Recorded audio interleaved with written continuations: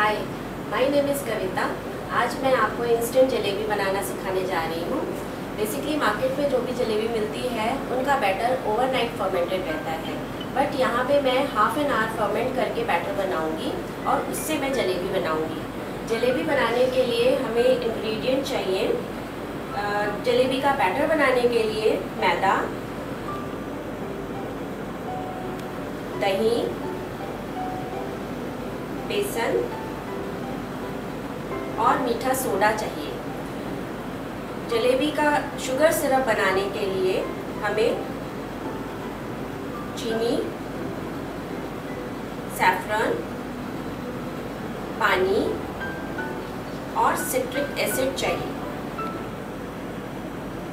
अब सबसे पहले मैं जलेबी का शुगर सिरप बना लेती हूँ। शुगर सिरप बनाने के लिए हमें चीनी और पानी को एक साथ उबालना है। मैं यहाँ पे 2 कप चीनी ले रही हूँ और 1.5 कप वाटर ले रही हूँ।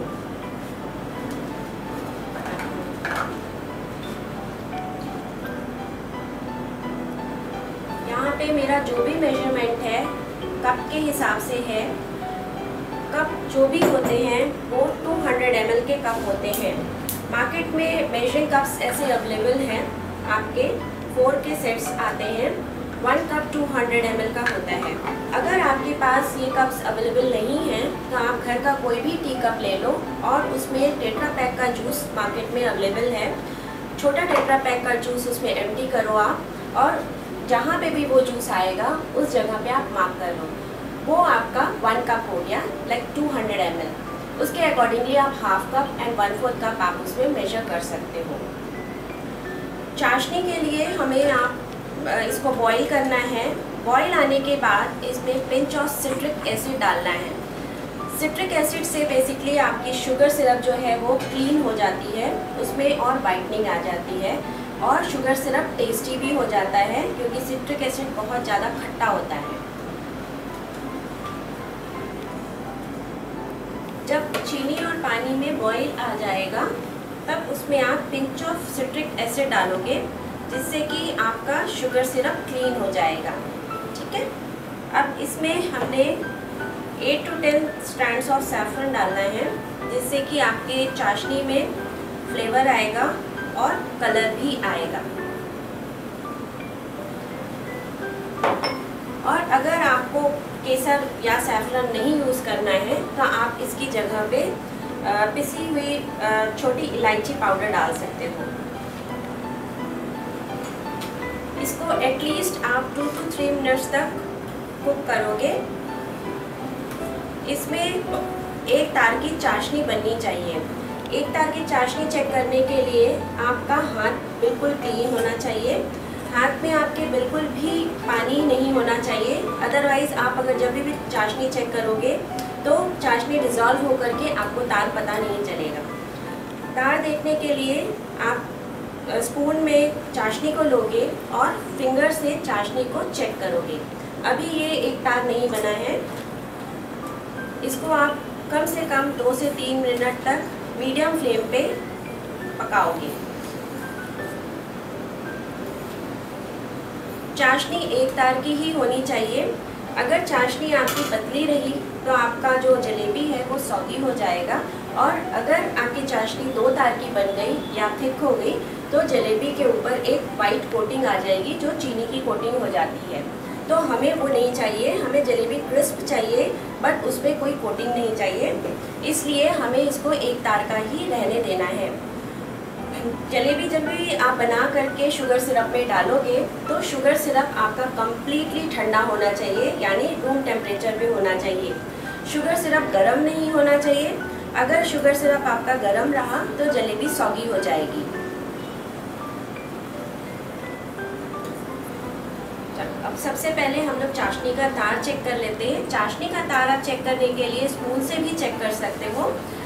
स्पून से आप जब भी चाशनी को गिराओगे तो वो स्ट्रिंग में गिरनी चाहिए, ड्रॉप्स में नहीं गिरनी चाहिए।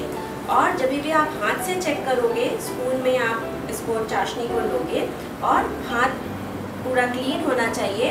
हाथ में चाशनी लगाओगे और इसको आप ऐसे दोनों फिंगर्स के बीच में चेक करोगे। देखो ये तार एक तार की चाशनी बन गई, ये एक तार आ गया। ठीक है, अब इसको हमने गैस को ऑफ कर देना है और इस चाशनी को कंप्लीटली ठंडा करना है।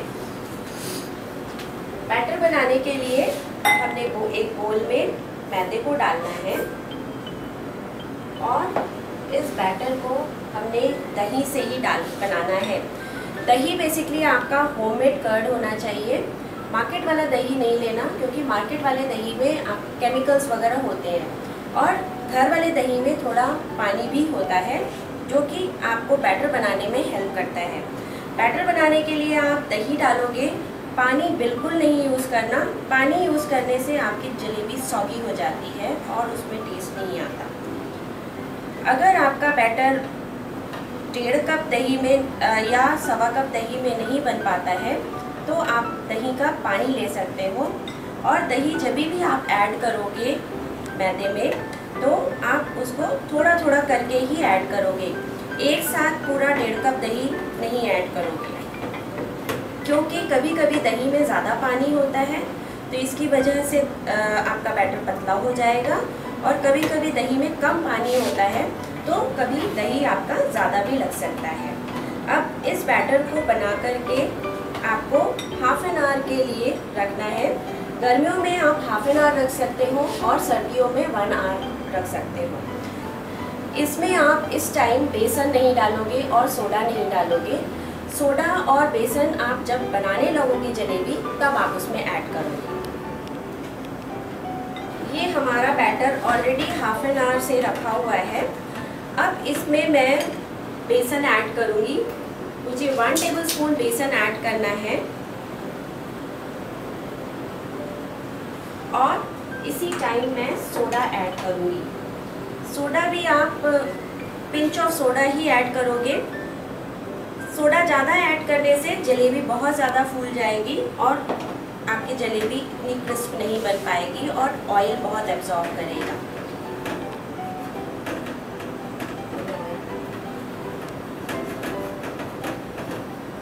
अब इसको अच्छे से मिक्स करना है।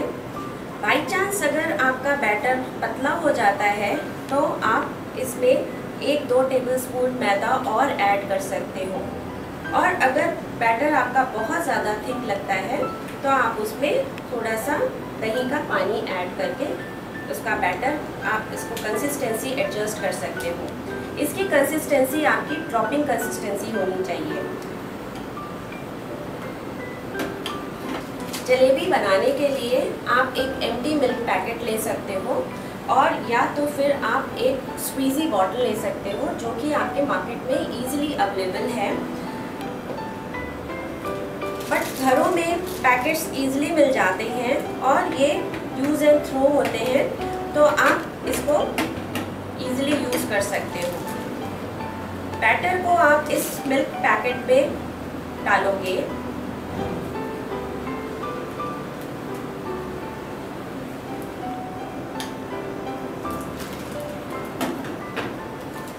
और इसको आप एक रबर बैंड से टाई कर दोगे। ये रबर बैंड से आप इसका ऊपर का पोर्शन टाई कर दोगे। ये आपका जलेबी बनाने का पैकेट रेडी हो गया। अब जलेबी बनाने के लिए हमने एक फ्राई पैन लेना है जो कि फ्लैट बॉटम होना चाहिए। फ्लैट बॉटम अगर नहीं रहेगा तो जलेबी आपकी अच्छी नहीं बनेगी, लाइक जलेबी बनाने में आपको प्रॉब्लम आएगी। जलेबी बनाने के लिए फ्राई पैन में मुझे घी डालना है। घी बहुत ज़्यादा नहीं भरोगे आप पैन में, घी हमेशा 1 इंच हाइट तक ही रहेगा। बहुत ज़्यादा अगर आपने घी डाल दिया तो जलेबी आपकी बनाने में गोल गोल घूमेगी और जलेबी का शेप अच्छे से नहीं आएगा। घी पैन में आपके 1 इंच हाइट तक होना चाहिए। आप देख सकते हो मैंने घी कितना डाला है।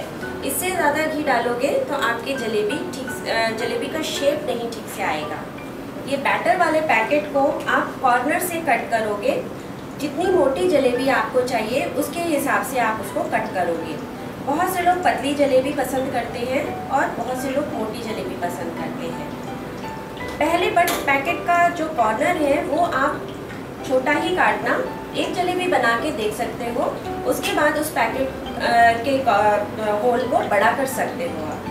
पहले ही आपने बड़ा कर दिया तो अगर जलेबी का साइज़ आपको उसका थिकनेस जो है आपको पतला करना है वो नहीं कर सकते हो। और बाई चांस अगर आपके कॉर्नर ये ज़्यादा कट गया है तो आप इसको पकड़ करके आप इसी रबर बैंड से या दूसरे रबर बैंड से टाई करके दूसरा कॉर्नर आप कट कर सकते हो। ठीक है, अब मैं जलेबी बनाने जा रही हूँ। घी हमेशा गर्म होना चाहिए। उसके बाद आप गैस को धीमी कर दोगे और फिर जलेबी बनाओगे। जलेबी बनाने के लिए आप इनवर्ड से आउटवर्ड आप इसको बनाओगे और ये लॉक जरूर करोगे। लॉक करने से आपकी जलेबी खुलेगी नहीं और जलेबी का शेप रिटेन रहेगा। ठीक है,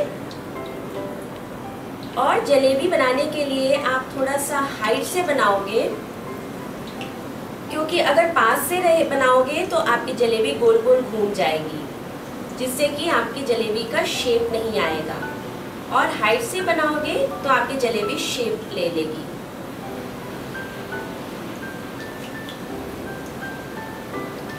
चार से 5 जलेबी आप इसको एक बार में बना सकते हो।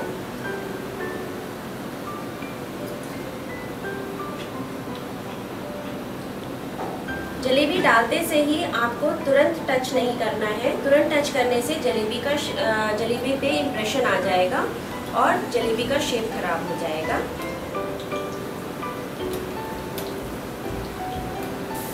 पाँच से 6 जलेबियाँ एक बार में आप बनाओगे। जब जलेबियाँ हल्की सी ब्राउन हो जाएंगी तब आप इसको टर्न करोगे। इसको टर्न करना बहुत ज़रूरी है और दोनों साइड से आप जलेबियों को गोल्डन करोगे। जलेबियों को तुरंत डालते से ही आप टच नहीं करोगे। डालते से ही टच करने पे जलेबियों में आपके एक मार्क आ जाएगा, जिससे कि जलेबियों का शेप खराब हो जाएगा। और स्लो फ्लेम पे ही आप इसको ब्राउन करोगे, जिससे कि जलेबियाँ क्रिस्प भी हो जाएंगी और ब्राउन भी हो जाएंगी।